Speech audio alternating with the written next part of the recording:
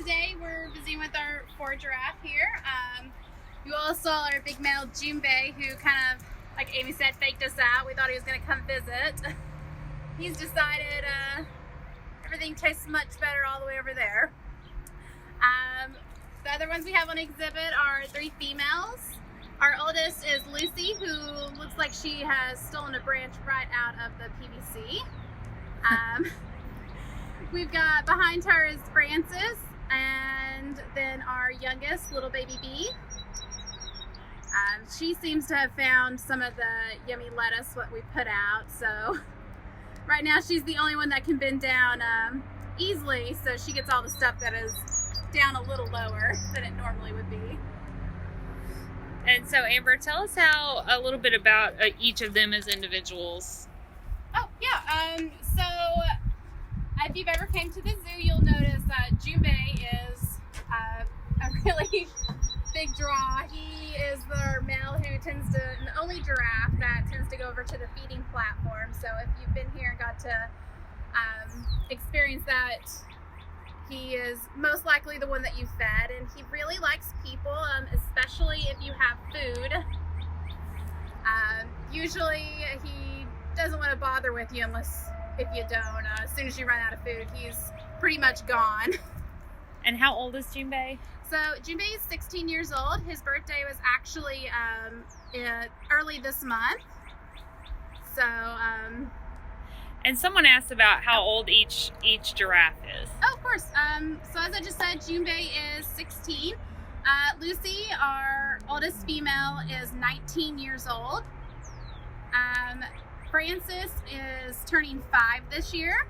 And then baby B right there is 8 months old. She's the one, she's still figuring out brows, or how is she? She's still figuring out how to use her tongue to the best of the ability. She mostly just grabs things and it either falls or she just keeps at it. So every giraffe has a different pattern. It's their own personal fingerprint. No 2 giraffes are the same. So if you look at our herd, you'll notice between the girls and Junbei, their coloring are a bit different, and so is their spots, their patterns. So all 3 of our ladies are reticulated, and they tend to have that lighter brown to a reddish tone with white in between. Whereas Junbei has the really dark brown and a tan stripe in between them. And both of them, they live in different areas of Africa. All 3 of our girls, as reticulateds, would live on the African plains. So their spots and coloring is going to be perfect to blend in with those trees that are just out and about. Whereas Junbei's, he has a more rocky terrain. So those dark spots are going to be really great blending into the side of a rock wall. We try to train with the giraffe every day. Junbei actually is learning to place his hoof on a block and curl it so we can access the bottom of his hoofs for voluntary hoof trims. Just like we have to clip our nails and everything, they need to keep their hooves nice and trimmed. Since they don't walk miles and miles like they would in Africa, they don't wear it down as fast, so we help keep that maintained. We also do a lot of other things like voluntary injections and voluntary blood draw. Right now, B, at her age, she is actually learning to lean her body into the fence line, and we are actually poking on her shoulders so that we'll be able to give her injections voluntarily. And she's actually doing really great. She doesn't care at all to lean in and let us touch on her, which is fabulous. They're really big animals, so it's not something we can easily manipulate, so it's really catching their movements and rewarding them, giving them that right reinforcement, and building a great bond with them so that they're not afraid to try those things. This is our master painter. He actually will we put a paintbrush in a piece of PVC, and he'll actually hold that and move it around a canvas.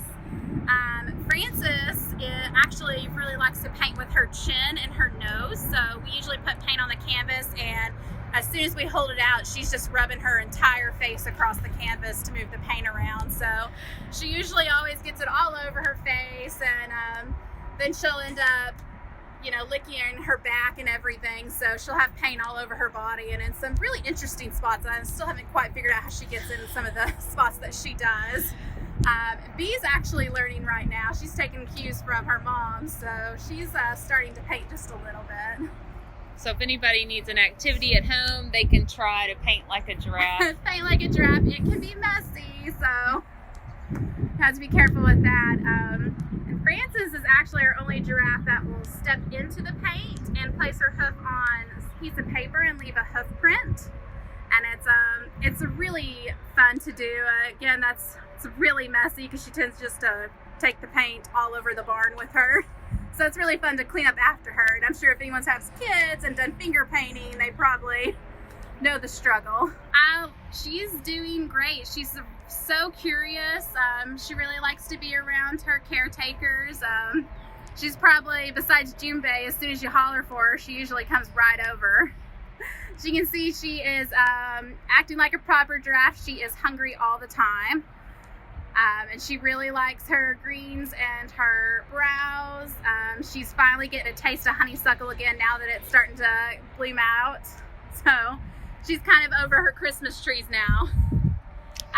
But she's actually, her last weigh-in, she was about 735 pounds.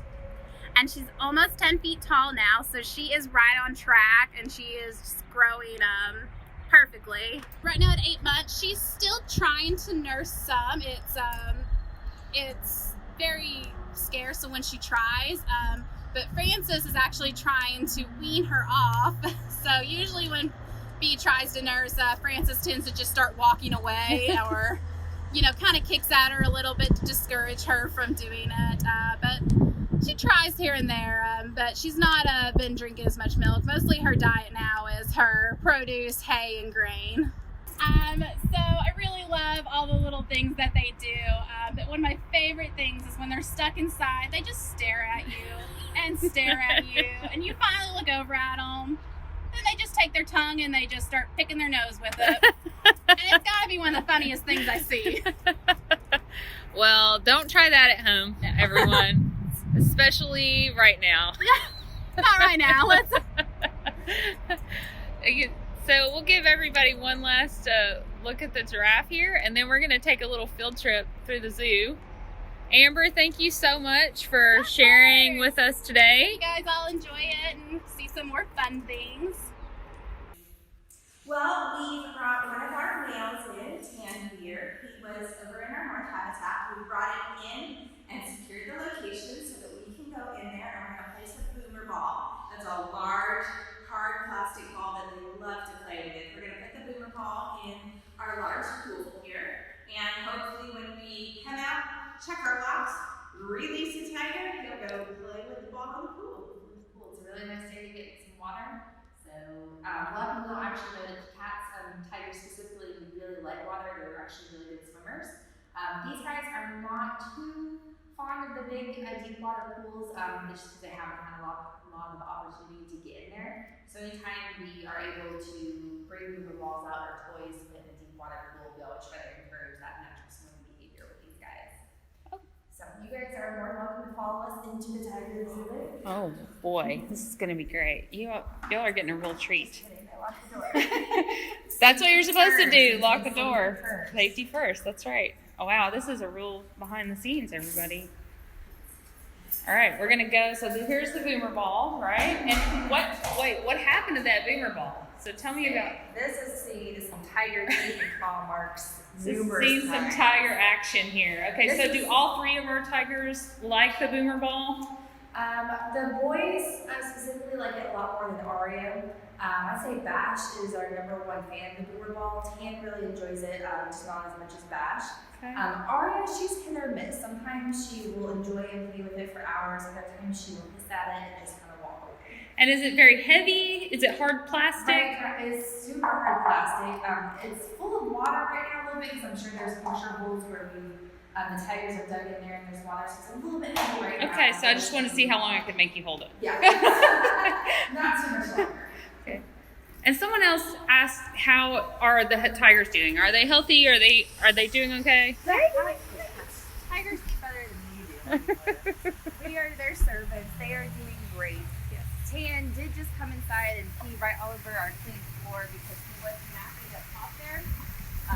So we disturbed his slumber, but hopefully he'll make up for it by giving him the toy.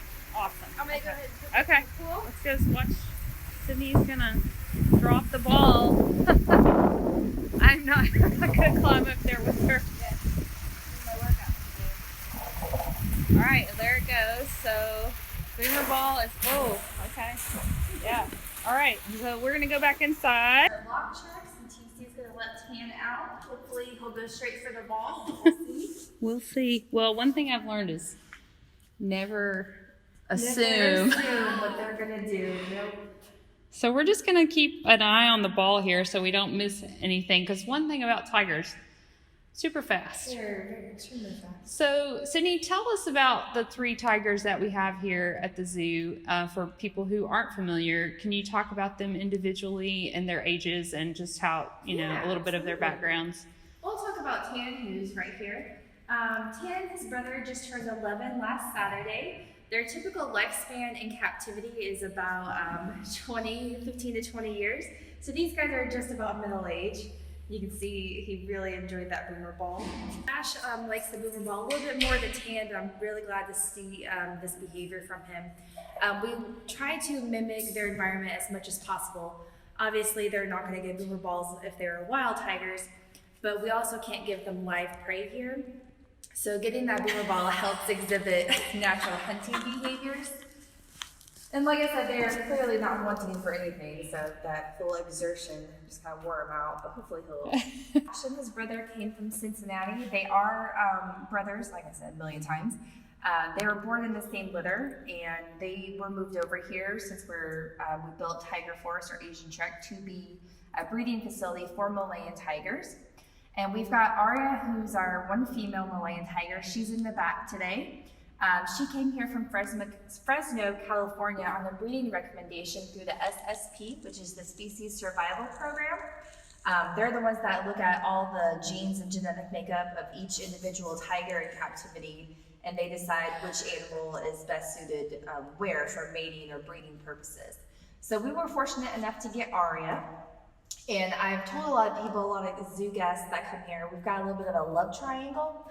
Aria picked Bash to be her mate in the future. Bash doesn't really seem to care. He doesn't like her, but he doesn't dislike her. And then Tan, bless his heart, would love to be with Aria really, really bad. So, as Sydney mentioned, we do have 3 tigers. We have 3 areas, 2 on exhibit areas and 1 off exhibit yard and den area. And first thing in the morning, we will bring the animals into the dens, and we will go into all 3 of those locations, north, south habitat, and the cub yard. And we will clean it, make sure the water is disinfected, as well as putting things, like you said, enrichment. And we try to rotate what we give them as enrichment. Some days they might get boomer balls, other days they might get scents. Sometimes they get their food wrapped in paper or hidden in a box. We'll also give them some enrichment food items like bones, or the boys like whole prey rabbits. So that might be part of their enrichment for the day. We try to alternate what we do. Today, we had some bamboo browse that we hung around the back a lot and sprayed with perfume, because Aria's back there today and she really loves scents. She likes to roll in them and rub on them. So we will try to change up the enrichment we give them every day. In the morning, we'll then release them to a different yard than where they spent the night. So last night, Tan was in the south habitat. Today, he's in the north habitat. Tonight, he'll be shifted into the cub lot. So that will give him the ability to, just like he would out in the wild, go through another animal's territory and smell what scent marks they've left, or whether or not they went to the bathroom, or, even smell whether or not Aria is close to her estrus cycle, like he would out in the wild. The constructors built Tiger Forest to be like a 360 experience. So just because you come in the building and you don't see tigers right away, although sometimes you do, you will be right up to the glass, doesn't mean tigers are not outside. So sometimes you may have to walk around the whole exhibit to get that 360 experience.